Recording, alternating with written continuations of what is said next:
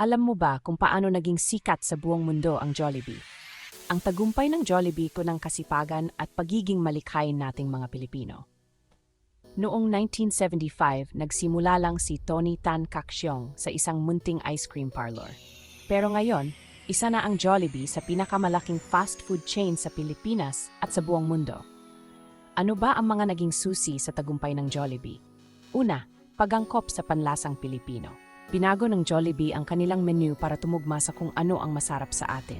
May tamis ang Jolly Spaghetti at sobrang sarap ng Chicken Joy dahil sa crispy na balat. Sino ba naman ang hindi matukso diyan? Pangalawa, malawak na pagpapalawak. Nagbukas sila ng mga branches sa Estados Unidos, Canada, Middle East at marami pang ibang bansa.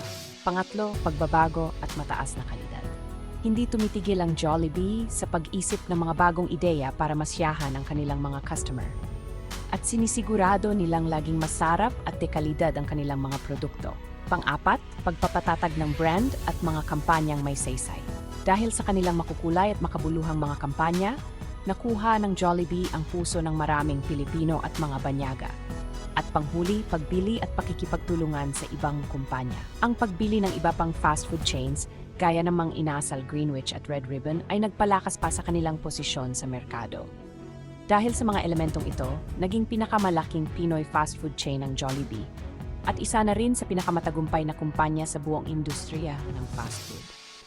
Ito naman ang ilan sa mga paboritong pagkain sa Jollibee: Chicken Joy, malutong na balat, makatas na loob; Jolly Spaghetti, sweet-style spaghetti na may giniling na karne at hotdog; Burger Steak, hamburger patties na may masarap na mushroom gravy; Yum Burger, klasikong hamburger na may special na dressing ng Jollibee; Jolly Hotdog, hotdog na may keso, mayonnaise, ketchup at gadjad na keso; Palabok Fiesta, pansit na may sarsa ng hipon at chicharon; Halo-halo, panghimagas na may pinong yelo, gatas, minatamis na beans at leche flan; Jolly Crispy Fries, malutong at masarap na French fries; Peach Mango Pie, malutong na fried pie na may matamis na palaman ng peach at mango.